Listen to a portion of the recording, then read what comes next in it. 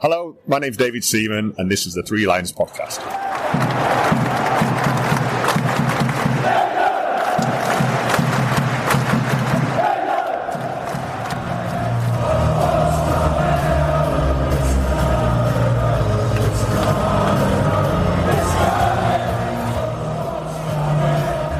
Hello and welcome to the Three Lions Podcast. My name is Russell Osborne and this is an independent England football supporters podcast. It's Saturday morning, 3:30 in the morning, and just like the summer, I'm back at my Tesco's National Express bus stop, waiting for the coach to head to Stansted. Of course, it is Ireland away in Dublin. Our first game since that final in Berlin against Spain.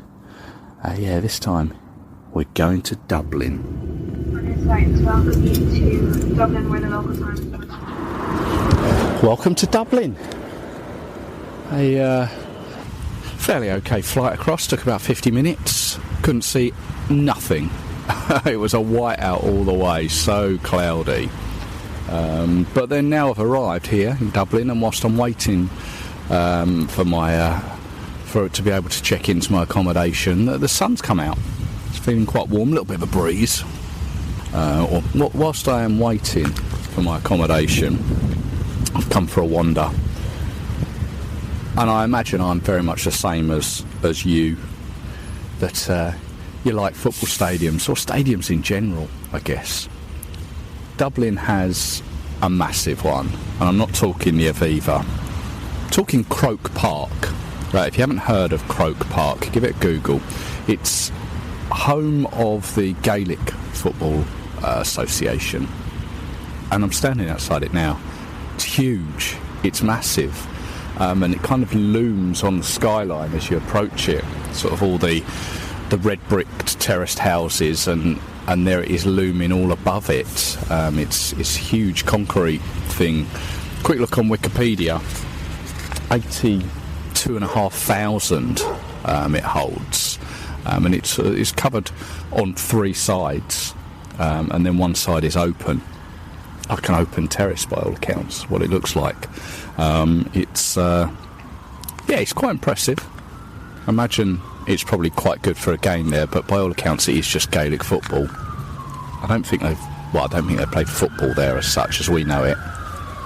Just let the Garda go past. Yeah, I don't think they play football there as we know it. They played rugby union there? I don't know. I couldn't tell you. But it is a massive stadium. It's a railway line underneath one of the stands behind the goal. There's a river as well. Huge place. Huge. It's got like, I think is it Watford's ground with like the arched stands that go along one side? It's almost similar to that, in the way that some of the roof of the stand looks. It's all right. Yeah, be an interesting place to go and have a look around maybe if I had a little bit more time. And it is here where Oasis are scheduled to play next year. I'm sure many of you, just like me, tried for tickets, unsuccessful. But yeah, this is where they'll be next year. 2 nights here at Croke Park. But I got my tickets, match ticket for today. That is not Oasis.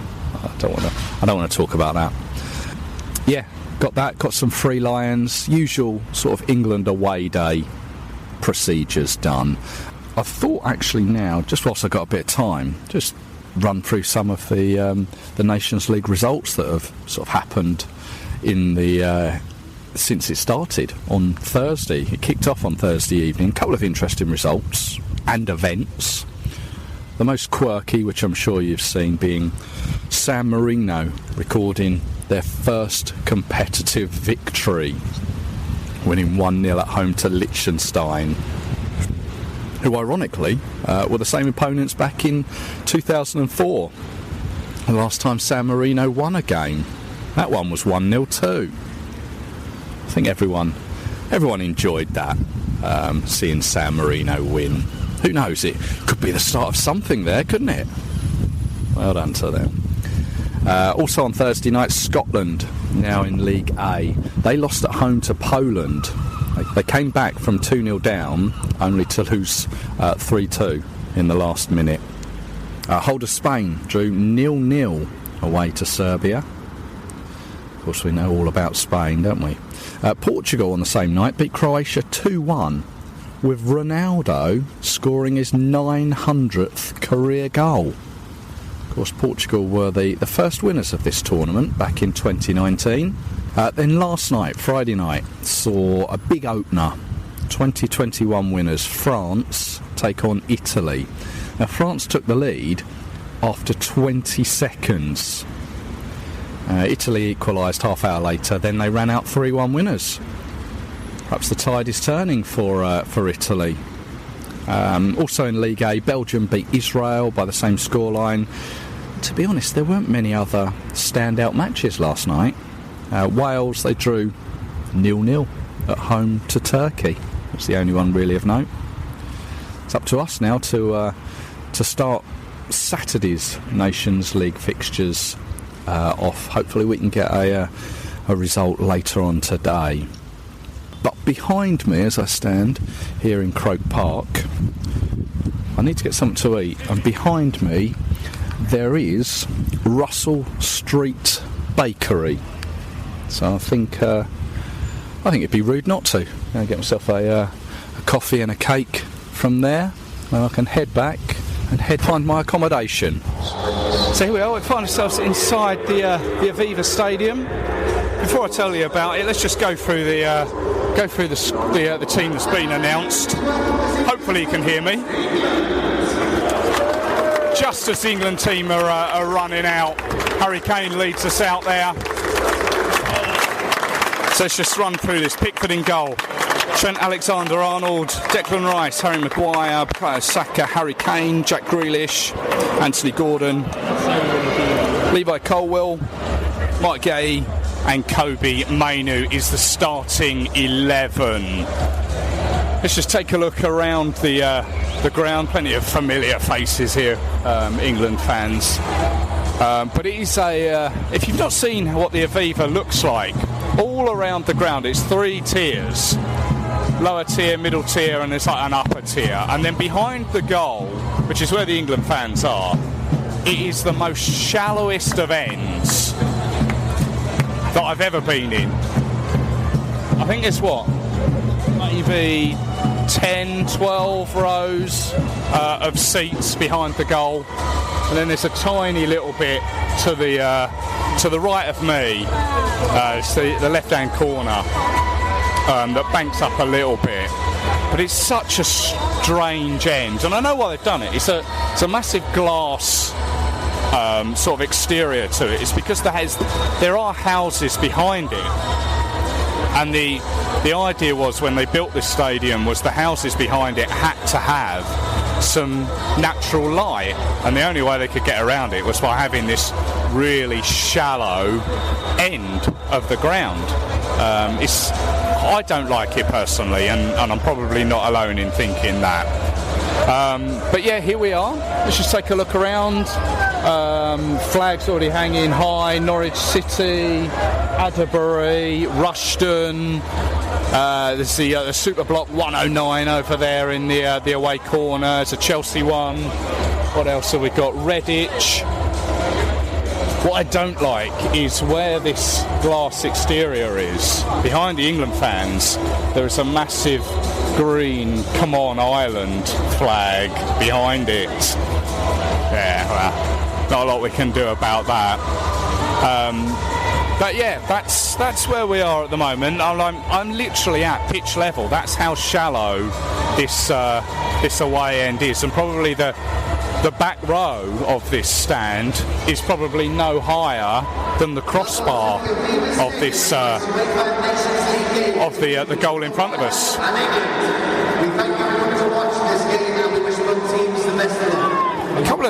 Some of that's come up earlier on in the day, focusing on Lee Carsley, I think it may have been a Telegraph journalist, don't quote me on that, but it was a journalist of sorts, said about Lee Carsley and would he sing the national anthem, and apparently he has said no, he's not going to, which, to be fair, is his own choice. But it seems to have, I don't know, made a divide amongst England fans. So, it appears he's not going to sing the national anthem, and it's going to be interesting to see the reaction, obviously, that the English national anthem gets, and, of course, the reaction players like Grealish and Declan Rice. And here we are, here's the lineup being announced. Number 2, Trent Alexander-Arnold. Number 4, Declan Rice. Number 6. There we go. That's the reaction that I thought we might get. That's with a very small minority in the ground at the moment. Number 10, Jack Grealish. Anthony Gordon. Number 15, Levi Caldwell. Number 16, Mark Huey. Number 18, Kobe Mainu. And the manager, Lee Carsley. The Republic of Ireland. Interesting. We'll see what the reaction is when the ground is full. So I'm joined by Lewis in the away end here. Lewis, you all right? Yeah, good, thank you. Tell me about Ireland away for you. It's been amazing. Around the city, it's been an amazing experience, to be honest. My first England game at all, really. It's been a good start. Hopefully, at the end of the game, it'll be a memorable night. That's what I wanted to focus in on. Your first England game. You've got Ireland away. How did that happen? Well, luckily got the loophole link on the group chat and was sorted out by, I think Chris was his name. Can't go mentioning names. Luckily we just got a ticket, first come, first serve, and now look, we're at the game. Amazing stuff. Go on, what's your prediction for the game? 4-0. 4-0, yes. I like that. I've got to be honest, I don't think I'm going to go 4-0. I think I might go 3-1. Yeah, decent. That's a decent prediction. Hopefully.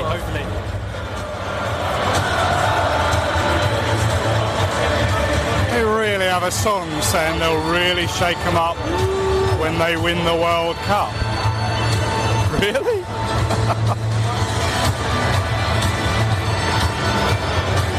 So we are 10 minutes ahead of kick-off, and there are loads of photographers all around the dugouts. They're obviously all taking pictures, all want to take a picture of both the new managers. Of course, Ireland have got a new manager, the Icelandic guy, and of course Lee Carsley, former Irish player.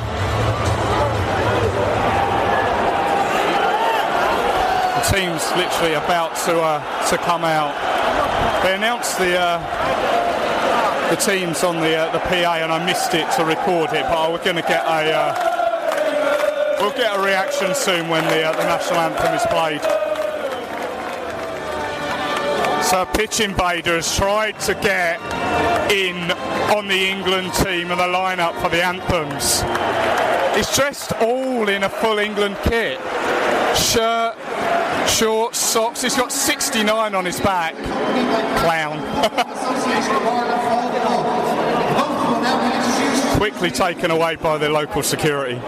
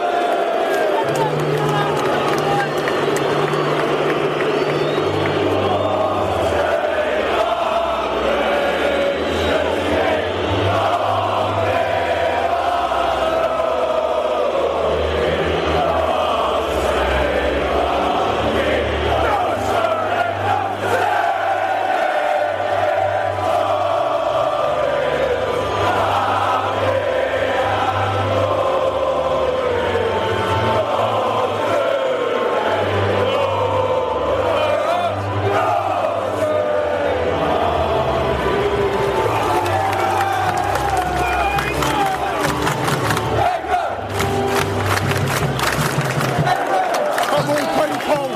Declan Rice. Declan Rice has opened the scoring. He's one of our own. He's one of our own. He's one of our own. Declan Rice. He's one of our own. Oh, you couldn't write that, could you? Declan Rice. He's one of our own. It's been coming. He didn't want to celebrate.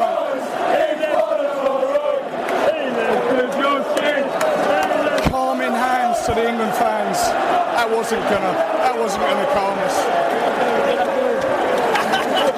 Of all people. 15 minutes.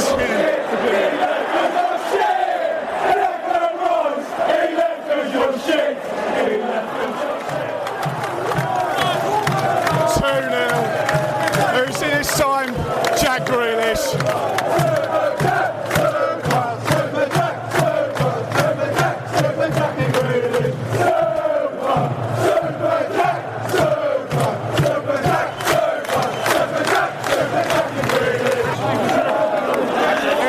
Game over.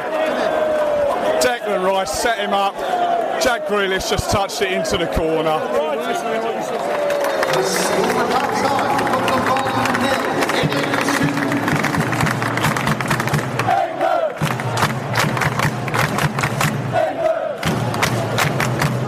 Well, as first halves go, that was pretty perfect, really. Ireland had a little opportunity, a couple of opportunities early, but England, well, we just came into it, took control of the game. Declan Rice with the opener, Jack Grealish with the second. It's one-way traffic. I was talking with Joe from the Irish Abroad podcast who we had on in the preview episode, and we were talking between ourselves saying how would Declan Rice react to the atmosphere. He would either go into his shell or it sort of like excel him. He took the game by the scruff of the neck this first half, deserved his goal. It's silent. It's totally silenced, this Aviva Stadium at half-time. This away end is so shallow. I'm thinking to myself, how have they managed to put a concourse underneath it? It's that shallow. But somehow they've managed to do that. It's got to be the worst away end in world football, is it? Can you think of a worse away end? The ground, to be fair, is decent, but this away end, you can't see.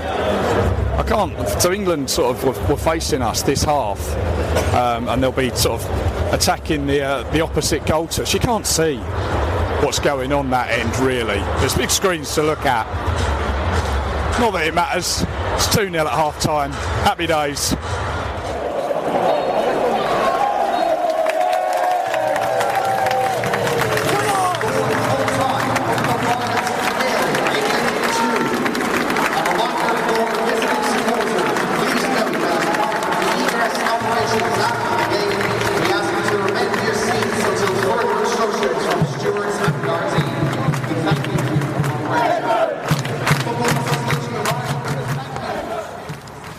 So 2-0 victory away to Ireland. It's the first time we've won there since 1964. Ideal start to Lee Carsley's tenure, I think. I don't think he set the bar initially too high. There is scope to be better, I think, there. But it was exciting to see some attack in play there, especially in the first half. Cars ball, as they say. Second half, well, it tailed off a bit, but I think it was more to do with pretty much having put the game to bed in the first half. Debuts given to Morgan Gibbs-White and Angel Gomez. Harry Maguire looked settled, Harry Kane at the other end. He had an opportunity or two, but I wonder if he's still struggling somewhat following the Euros and probably only having, I don't know what, maybe 3-4 weeks until getting back to action with Bayern. I wasn't actually aware that was his 99th cap, so if he plays against Finland he'll join the 100 cap club. quiz question for you there. Who are all the other 100 cappers? I'll tell you later on in the show. Other results last night of note, I think. Greece beat Finland 3-0 in Olympiakos' ground. Of course, both of those in our Nations League group. So, purely on goal difference, Greece are top. Germany beat Hungary 5-0 in Dusseldorf. Netherlands beat Bosnia and Herzegovina 5-2, so they're both in League A. Georgia, they beat the Czechs 4-1. That's pretty much all of note, I think. So by the end of day 3 of match day 1, I think that works, yeah, 65 goals had been scored.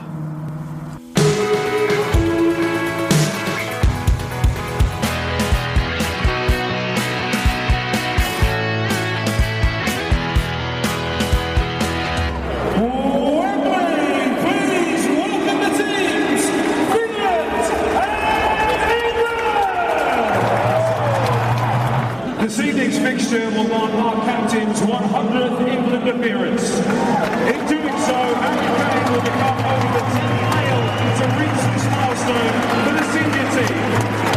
Harry made his Three Lions debut here at Wembley in March 2015 and has gone on to become our nation's all-time leading male goal scorer, as well as chalk up noteworthy appearance records. The FA's chair, Debbie Hewitt, has been joined by fellow England centurions Ashley Cole and Frank Lampard to formally present Harry with his golden cap. Wembley, please show your appreciation for Harry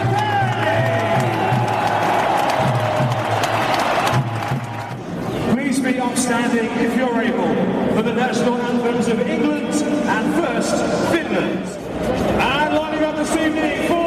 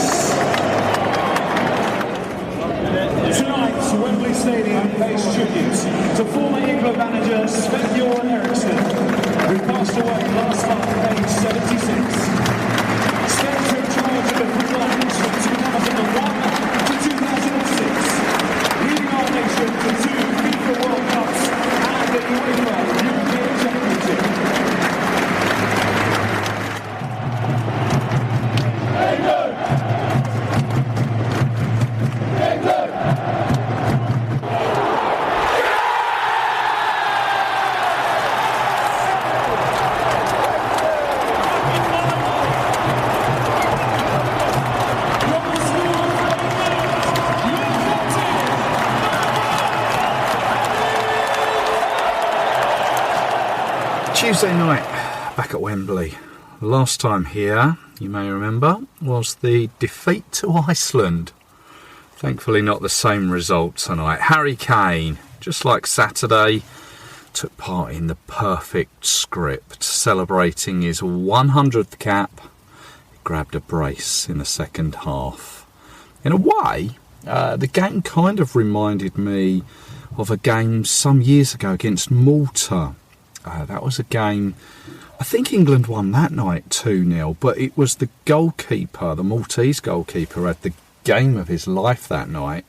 Much like tonight, where the Finnish keeper, he kept the score at 2. I don't know who officially got man of the match, but yeah, the Finland goalkeeper, it was down to him. And I'm going to try and pronounce his name, Lucas Radnecki. He's a goalkeeper for Bayer Leverkusen over in the Bundesliga. Had a great game. Yeah, Harry Kane, 2 goals for him. The first one, cracker. Absolute cracker. Well done. That's 68 goals. 68 England goals to his name now. Finland, well, they were organised at the back, or appeared to be, basically set up with 10 men behind the ball, and we struggled to turn the possession we had into goals in the first half. Again, mainly because of the Finnish keeper. I mean, that said, Finland had a couple of opportunities, mainly on the break, but Pickford on the whole had a quiet night. I said earlier about previous 100-cap winners. Have you thought who they could be? Let me tell you. Billy Wright, Frank Lampard, Bobby Charlton, Ashley Cole, Bobby Moore, Steven Gerrard, David Beckham, Wayne Rooney and Peter Shilton. So Harry Kane, he's in superb company, isn't he? And just to add to that, whilst Harry Kane was scoring on his 100th cap, Bobby Charlton done exactly the same against Northern Ireland on his 100th cap. And you may remember Wayne Rooney scored a penalty at Wembley as we beat Slovenia. That was on his 100th cap too. But let's take a quick look back over match day 2. This one began on Sunday. Familiar feel for Scotland, once again losing in the last minutes. This time to Portugal, Ronaldo scoring the winner in Lisbon. Spain beat Switzerland despite being down to 10 men after 20 minutes. Although worth noting that they were already 2 up by that time. Now San Marino, they remained top of their group without playing a game. As Gibraltar drew 2-2 with Liechtenstein. That is a 3-team group in League D. France got back to winning ways, beating their neighbours Belgium 2-0. Italy beat Israel 2-1 away. Norway beat Austria. Haaland getting the winner there. Wales, they scored twice in the first 3 minutes away to Montenegro. As they won 2-1 there. And on the same evening as our game against Finland, Greece beat Ireland in Dublin 2-0 to them, meaning that they remain top of the group on goals scored. Now Greece, they are our next opponents at Wembley, Thursday the 10th of October. That same evening, the Netherlands, they drew 2-2 with Germany in a fixture that always seems to have a little spice to it, that one, doesn't it? But I can't really see any other major results on the Tuesday evening.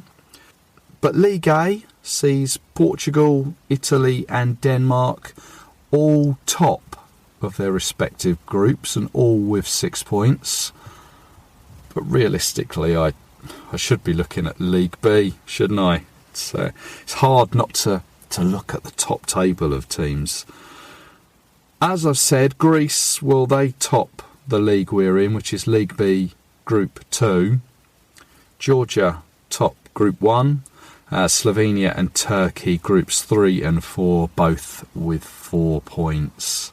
So I did mention that there were 65 goals across match day 1. There were 66 across match day 2.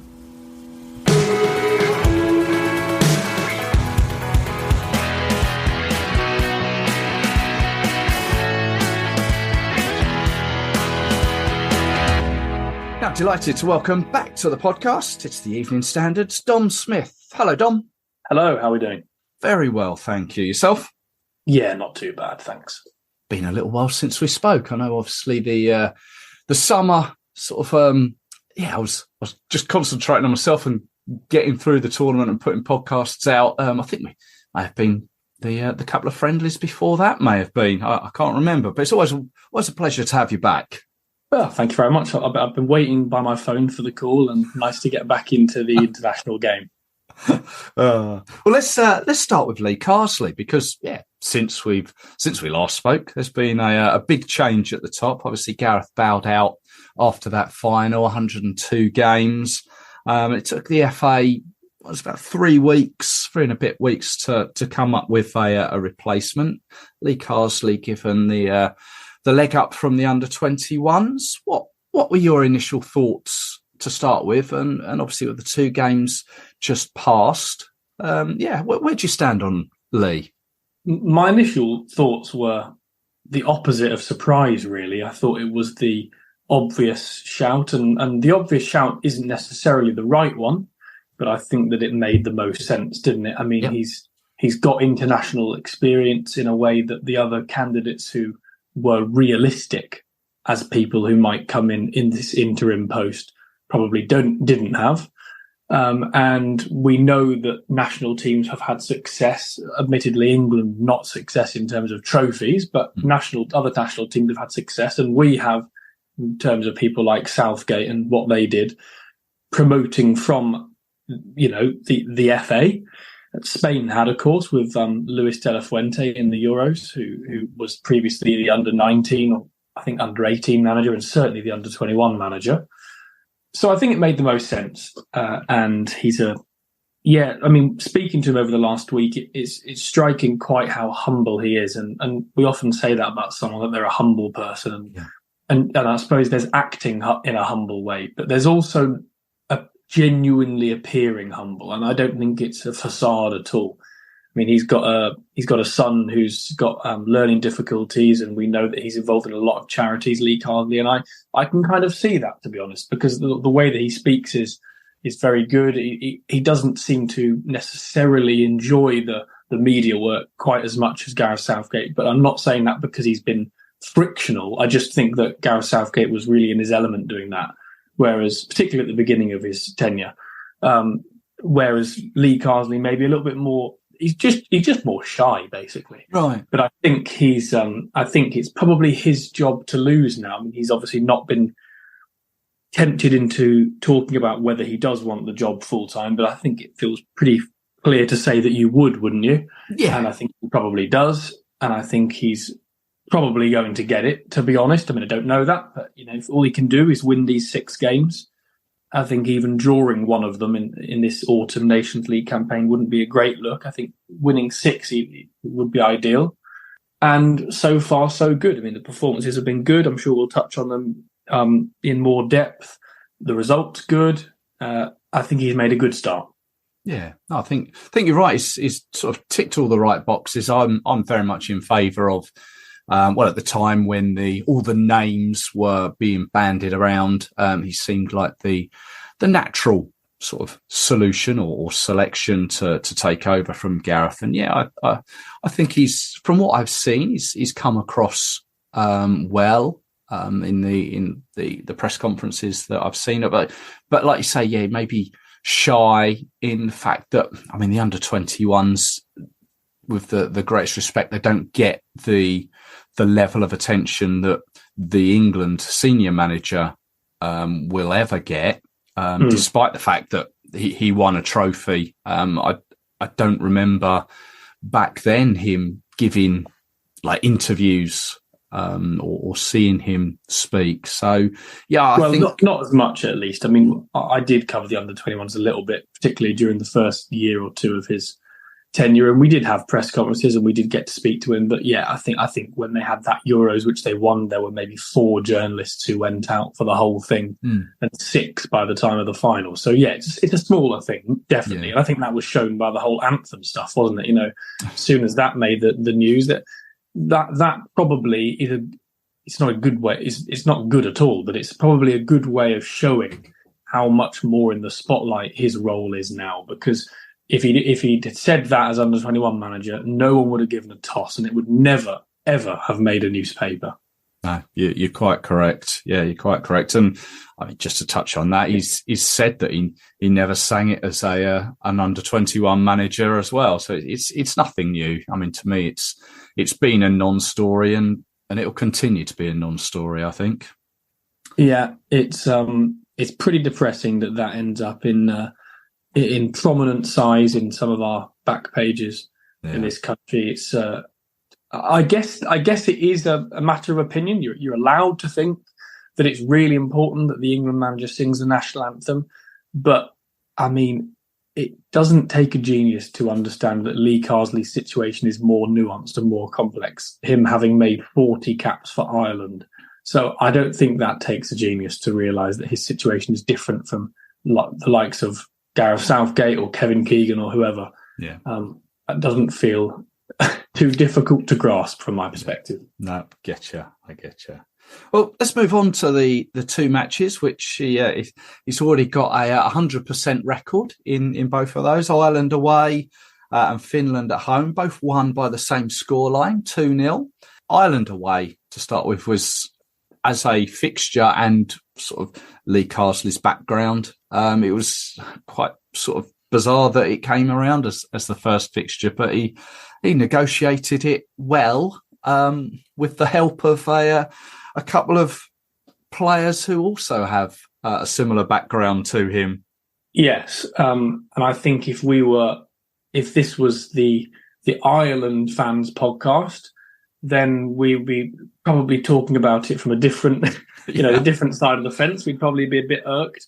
But I think even the most ardent Ireland fan, and I don't think they would admit it, but they'd have to admit that it is a bit funny. I mean, it is a bit funny that two ex-Ireland internationals, I mean, admittedly, Jack Grealish only played for Ireland at youth level, but two ex-Ireland internationals were the goal scorers. England managed by a former Ireland international. It's an incredible turn of events, that really. But, I mean, talking seriously, it wasn't quite as good a performance as the Finland one, I didn't think. But it was still good, and it started better, I feel. From England's perspective, they probably faded a little bit. Maybe the subs were more impactful in the Finland game than in Ireland. But Ireland was also a slightly tougher opposition. I think the Republic of Ireland are slightly better than Finland, not by a lot, but by a little bit. And also it was an away game against a real kind of old enemy. So probably a slightly more difficult game to come through. And they did it. And two really, really nicely worked goals, actually. The finishes for both, excellent.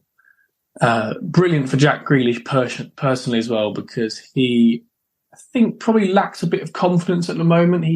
I was at the London Stadium just before the international break for West Ham, Man City, where Haaland scored a hat-trick, and that was Grealish's first start for his club since April, I believe. So really, wow. He didn't make the Euro squad. So I mean, good for him, and good for Carsley, and good for England to get back to winning ways immediately after the European Championships final.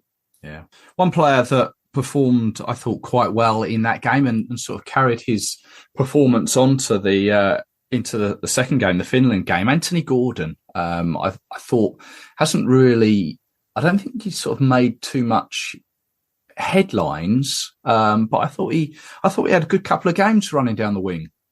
Yeah, he gave a really interesting interview ahead of the Ireland match in which he was asked whether he felt he should have been used more in the European Championships. And of course, you don't get to the top level of football without having an immense belief in yourself. That's obvious. Yeah. But what he said was startling, really. I mean, he said, I really don't believe anyone in the world could deal with me at the moment. So that was why it was difficult to take. And, when you watch him running, particularly at Wembley, where the pitch is so big, I always feel on these autumn England nights, when England are playing against lesser opposition, the size of Wembley's pitch, when they get rare chances to actually counter-attack into open turf, which are admittedly rare, it just exposes how big the pitch is. And when you've got Anthony Gordon running at you as a fullback, I don't think that's a particularly nice position to be in, to be honest. No. So I agree with you. I think he played really well in both. Yeah, but just moving on to the Finland game, that first half, it was with so much possession, but just couldn't turn it into goals, or the shots on target that we had were saved by the keeper, who I thought had a phenomenal game. Yeah, I mean, he's one of their best players. He may actually be their best player. He's, I don't know if he still starts, but certainly last season he started in goal for Bayer Leverkusen, who won the league. So he's a very good player, Lucas Hradecky. But yeah, sometimes you fail to win a match, or you get to half time and you're not winning. and there are things you can learn. And sometimes you just have to hold your hand up and say, that has been pretty unlucky, to be honest. And I think that's where we were. I mean, England did everything but score, didn't they? Yeah. So I wasn't alarmed by it. It would have been frustrating from England's perspective, and if they hadn't won that match, given the dominance. But I always felt that they would at half-time because of how well they'd played. And yeah, okay, some of it was queuing up at the edge of the box, like we saw for basically the whole match against, for example, Slovenia at the Euros in that horrible 0-0 draw. But I mean, let's be honest, those teams are going to do that. The likes of Finland, it's in their interests to play like that, and it's your job to break them down. And England had shot after shot. Trent Alexander-Arnold was excellent, and he was often the reason with his incisive passing why England had so many chances. And in the end, of course, we'll get on to Harry Kane, but they did get the goals and the 3 points as well. Absolutely. We had, like I say, a lot of attacking intent, and that's kind of what Lee Carsley was sort of known for as under 21 manager in the way that he won that trophy, and what do they call it, Carsley ball, well, whatever. Yeah, I mean, is there a real difference between sort of the performance, these last two performances? I don't want to put too much on two performances, but is there much of a difference between England now and England under Gareth Southgate? Honestly, the answer has to be that we don't know.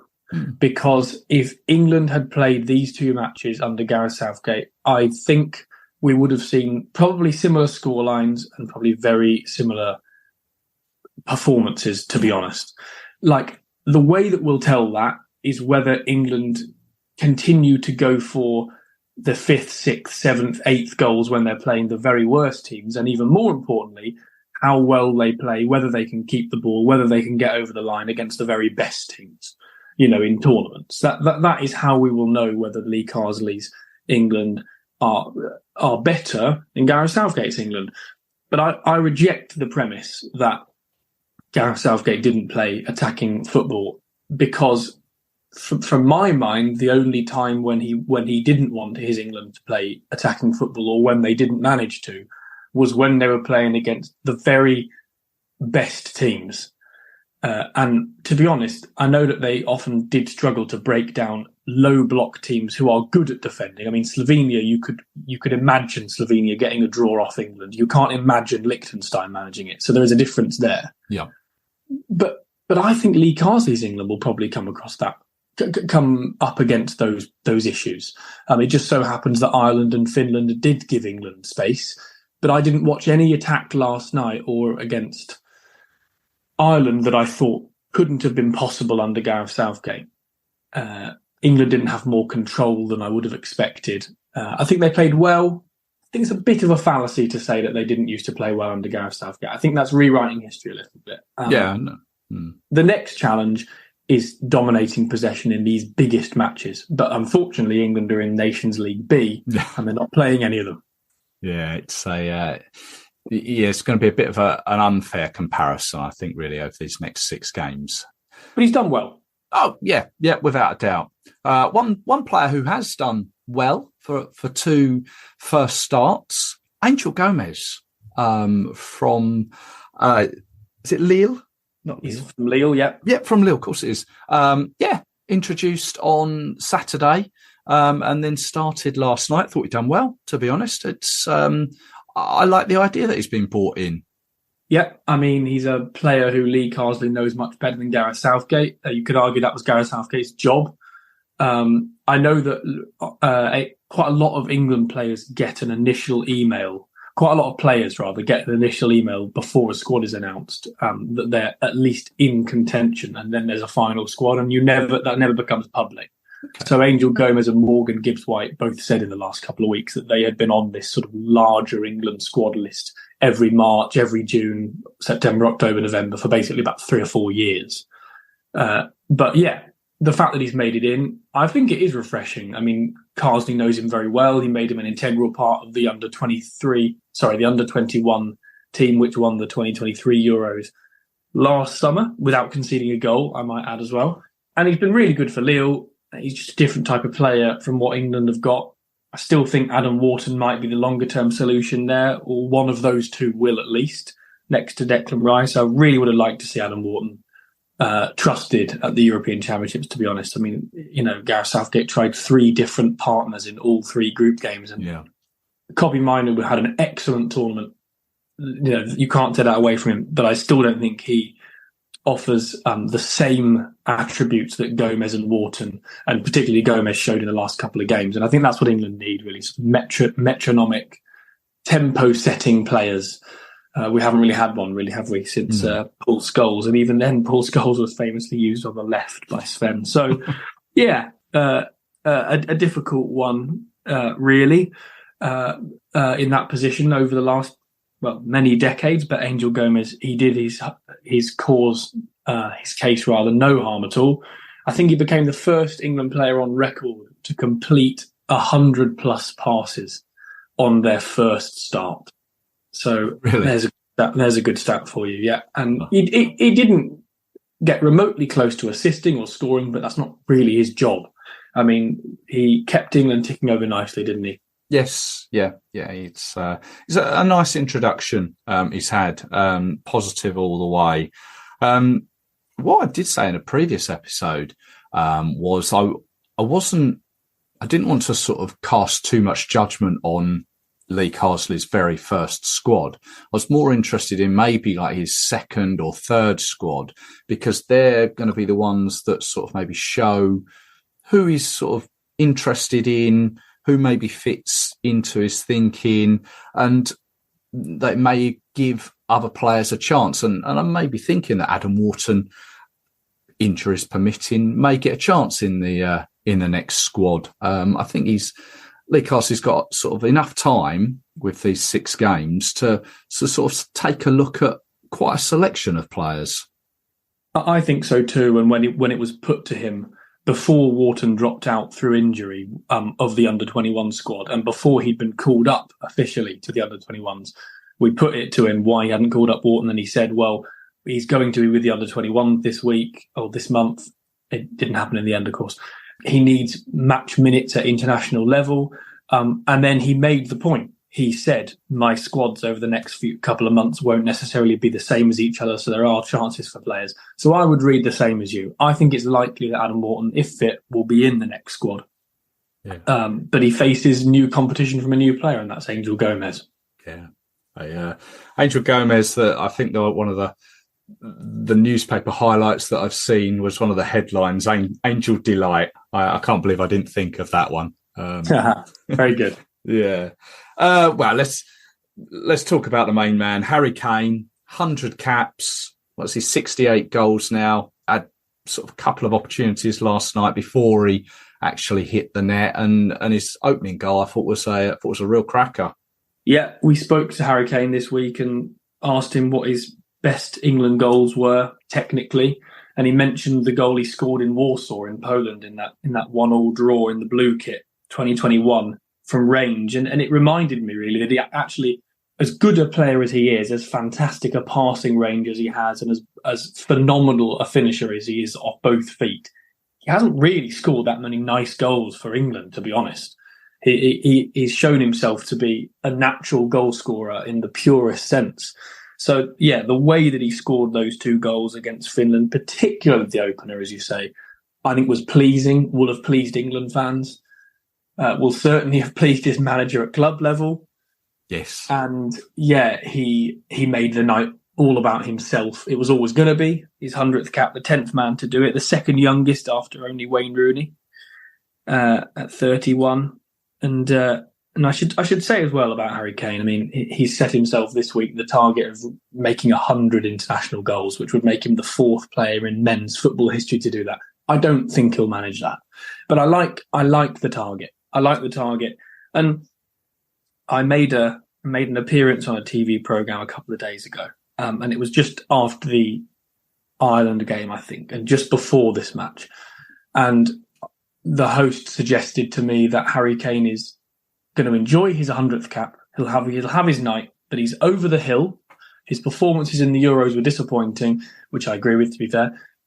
He's on the way down now, and he's no longer England's best striker because the options need to be given to, the chances need to be given to Eddie Nketiah and Ivan Toney and Ollie Watkins. Now, I accept England have got good options up front these days compared to previous years, but I think that is a crazy, crazy thing to think. And watching England-Finland just showed you how important to England Harry Kane still is. He had a disappointing Euros. Everyone knows that. He was plodding around. He didn't look particularly fit, and he still ended up sharing the golden boot with 5 players. I think that says everything about him. He's certainly an interesting one. And I was having a conversation with someone after the Ireland game over in Dublin, and we sort of referenced the Euros as everyone has done, as Harry himself has done, saying it maybe wasn't the best, his best performance. There was something nagging away at him. And after Ireland, he had a couple of opportunities, but wasn't really on form. And we were saying, right, well, how does his England career, where does it go? Is it on the wane, or does he still have time left? And it was, okay, if it is on the wane, who's going to come in? And I couldn't really come up with anyone sort of like for like, that would replace him. And I was at that moment in time, I was thinking, well, I wonder if, like, you get to like this milestone 100 caps, and you think, well, hey, will it sort of, is this a turning point? But then last night he goes and scores 2, and it's like, oh, all of a sudden your thinking has changed, and you go into his Bundesliga fixtures, and I don't know who Bayern have got, but I'm sure he'll play well, maybe score, maybe put a penalty away, I don't know. And then all of a sudden we're back with Greece at home and Finland away. And you're right. I mean, 100 goals, I think, is quite the target. And I did read that. I don't know if it was your piece or a colleague's piece that I read in the Standard yesterday. And I did think that's quite a target, but well, you never know. You never know. I think he's still going to be around for a little while longer. Yeah, I mean, he's only 31. I mean, we really do. We're experts in this country at doing this. I think we're worse at this than we are.